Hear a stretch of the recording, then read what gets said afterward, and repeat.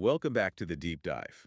You know the drill. Hit that subscribe button and get ready for another fascinating deep dive with us. Always a pleasure to be back. Today, we're going way back, like way, way back, thousands of years, in fact, to explore a couple of ancient civilizations, Mesopotamia and the Indus Valley Civilization. Ah, yes, the usual suspects. Just kidding. But seriously, these civilizations, they're often seen as kind of, dust and dates, Right. ancient history textbooks. Yeah, definitely. But they were anything but primitive. I mean, these were sophisticated societies, independently developed incredible technologies and ideas and concepts that, frankly, still resonate with us even today. Okay, now that's something I think we can all get behind. Little time travel adventure to see where some of our modern world got its start. Absolutely. And I think you'll be surprised by just how much we owe to these ancient trailblazers. So where do we even start with, all of ancient history? Well, let's begin in Mesopotamia, Okay, Mesopotamia. often called the cradle of civilization. Okay, I've definitely heard that before. Cradle of civilization. Yeah, it's a title bestowed by the Western world, acknowledging the profound impact um, of this region. This area nestled between the Tigris and Euphrates rivers in modern-day Iraq, Syria, and Kuwait. So these rivers, they're kind of a big deal. Absolutely vital. The Tigris and Euphrates, they provided the lifeblood for this entire region, just like the Nile did for Egypt. Okay, so cradle of civilization, Tigris and Euphrates rivers. What makes Mesopotamia so special? Besides the catchy name, I mean. This is where we see some of the world's earliest cities popping up, the development of writing, birth of complex legal systems even. We're talking empires here, like the Sumerians, the Akkadians, the Babylonians, and the Assyrians, all in the Bronze Age. And then later on, you've got the Neo-Assyrian and Neo-Babylonian empires in the Iron Age. Wow, that's a lot of empires. For one region, it's like a historical relay race or something, with each empire passing the baton of innovation to the next. It's a great analogy. And, amidst all those empires, I think it's the Sumerians who really deserve a standing ovation. They were the first ones to step onto that track, so to speak. Okay, so let's talk about the Sumerians then. What were some of their greatest hits? Well, first and foremost, they figured out how to level up from like small scattered settlements to organized large scale cities, which, let's be honest, was a major turning point in how humans organized themselves. And then they invented cuneiform, the first known writing system in the world. Whoa, hold on. First writing system ever. That's huge. It was revolutionary. Think about it. Suddenly, knowledge could be recorded, shared, passed down to future generations. It unlocked a whole new dimension of human communication and intellectual development. It's like they invented the internet of the ancient world. Haha, in a way. And we're just getting started. They were also masters of the post and lintel system, which allowed them to create, impressive buildings. They invented the wheel, revolutionized transportation and trade. I mean, come on, the wheel. That's one for the history books, for sure. Oh, absolutely. And get this, they even figured out how to make durable, sun-baked clay bricks and devised intricate irrigation systems that harnessed the power of gravity to bring water to their crops. Okay, so irrigation. I mean, yeah, that's important for crops and all.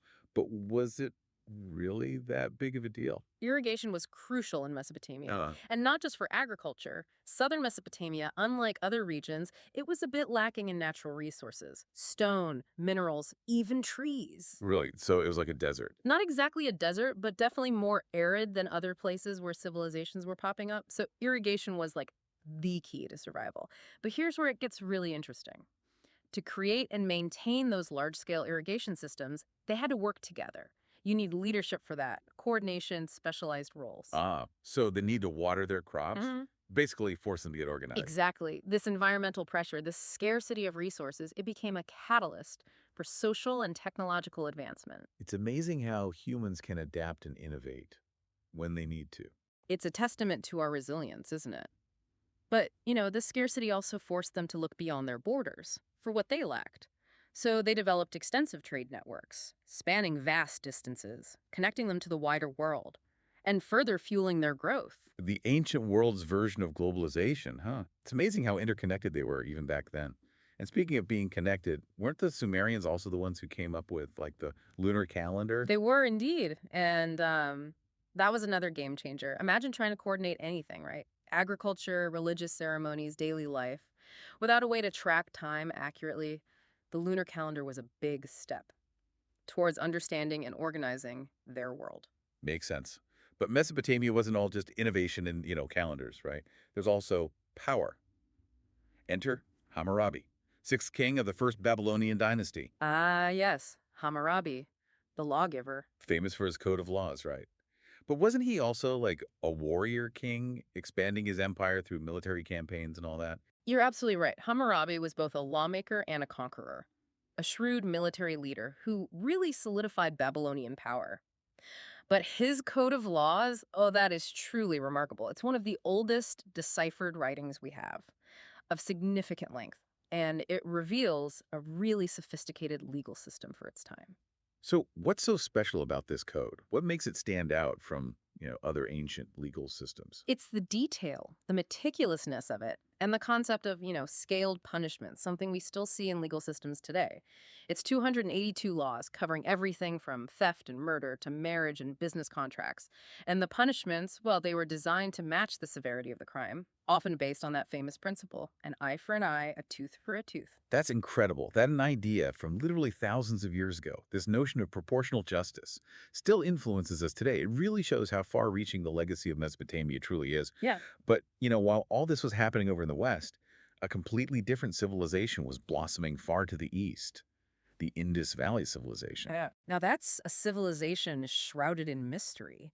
Imagine a civilization as old as Egypt or Mesopotamia, yet only recently rediscovered in the 20th century. It's like stumbling upon a lost world. A historical detective story. Exactly, trying to piece together the clues and unravel the secrets of this forgotten civilization. Okay, so before we get too lost in the mystery, let's start with the basics. Where was this civilization located? So the Indus Valley Civilization, as the name suggests, it was centered around the Indus River and another river called the Saraswati in what is now present-day India and Pakistan. Remember that common thread? Rivers. Right. Rivers were crucial for the development of the civilization, too.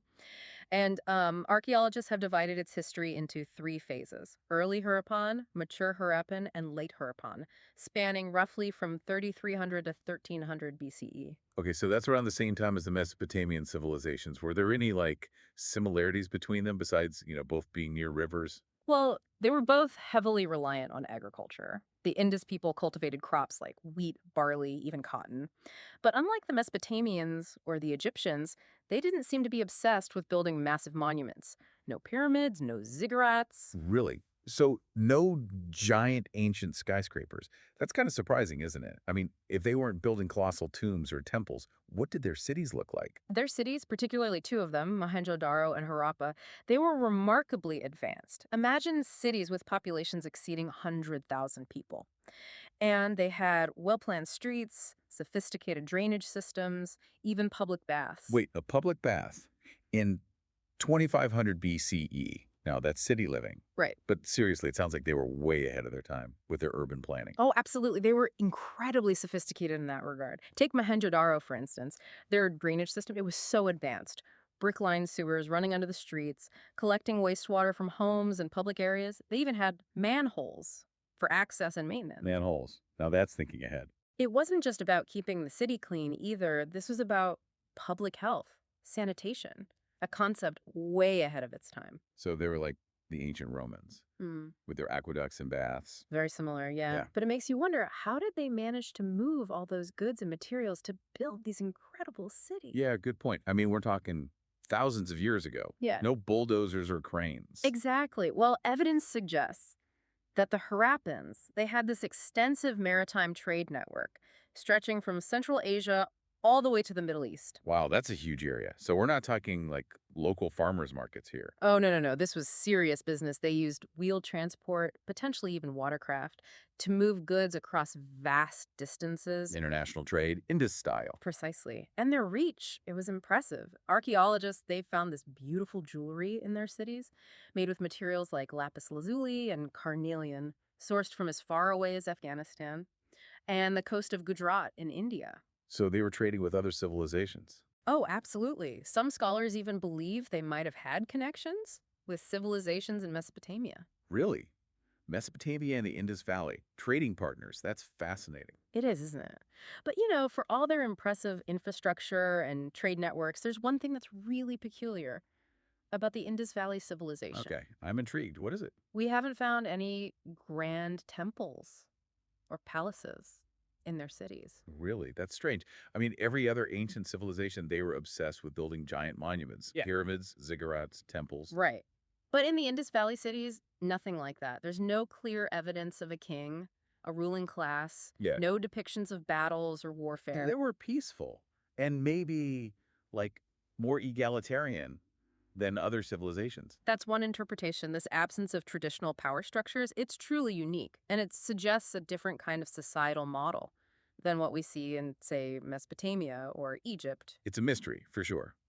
But they must have left something behind, some clues about their beliefs, their culture. Right. Oh, of course. One of the most intriguing things we found are these intricately carved seals, often made from steatite. C-type. Yeah, it's like a soft stone, easy to carve. And these seals, they often depict animals, like elephants, tigers, water buffalo. Animals. Okay, so what do those represent? Well, that's the million-dollar question, isn't it? Some scholars believe these animal figures, they had religious significance, maybe representing deities or spirits. Others think they might be like clan totems or family It's emblems. like ancient family crests. Exactly. But we're still not entirely sure. It's like each seal is a little puzzle, a window into their world. But we just haven't found the right key to unlock it yet. What about their writing? You mentioned earlier it's undeciphered. The Indus script, it's incredibly complex, hundreds of unique symbols. And unlike cuneiform, which evolved over time and we were eventually able to decipher, using multilingual inscriptions, the Indus script, it just seems to have appeared, fully formed, and vanished just as suddenly. So we have no idea what it says at all. Not yet. We haven't found any kind of Rosetta Stone that could help us crack the code. It's like they invented their own secret language and then took the key to the grave. It's certainly one of the biggest mysteries of the ancient world, and it's what makes the Indus Valley Civilization so captivating. It really challenges our understanding of history, doesn't it? Yeah. Makes you realize we don't have all the answers. Not even close. And even the most enduring civilizations, they eventually decline. So what happened to the Indus Valley people? What brought about their downfall? Well, that's a question that has puzzled scholars for decades. One early theory was, conquest. Maybe they were overrun by the Aryans, a nomadic Indo-European tribe that migrated into the region. The Aryans. Weren't they like horse-riding warriors? That's the traditional view, yes. Hmm. But recent evidence, it doesn't really support that idea. The more likely culprit, and one that might sound familiar, is climate change. Climate change? You mean back then, thousands of years ago? It seems so. Geological evidence suggests that the Saraswati River, a major source of water for the Indus people, it began to dry up around 1900 BCE, which would have been devastating for their agriculture. Yeah, that makes sense. If your main water source dries up, that's kind of a big problem. It's a major problem. And there's also evidence of a significant shift in monsoon patterns, leading to, prolonged droughts, or conversely, catastrophic flooding. So it was a combination of environmental factors that ultimately led to their decline. It seems that way. It's a stark reminder that even the most advanced civilizations, they're ultimately vulnerable to the forces of nature. It's a humbling thought. And a little bit scary, to be honest. I agree. But the Indus Valley Civilization, it didn't just vanish Mm, without a trace. Their ingenuity, their cultural influence, it continued to resonate in the region long after their decline. It really makes you think, doesn't it? I mean, what other secrets are still out there, just waiting to be discovered? That's the beauty of archaeology, isn't it? Always more to uncover, new mysteries to solve. Exactly. But, okay, before we go too far down that rabbit hole, let's get back to what we do know. We've talked about their cities, their trade, their somewhat mysterious religion. But what about their legacy? How did these civilizations shape the world that came after them? That's the big question, isn't it? It's easy to get caught up in the achievements of a civilization. But history is all about connection. Yeah, it's like a giant web. Everything's connected Mm. somehow.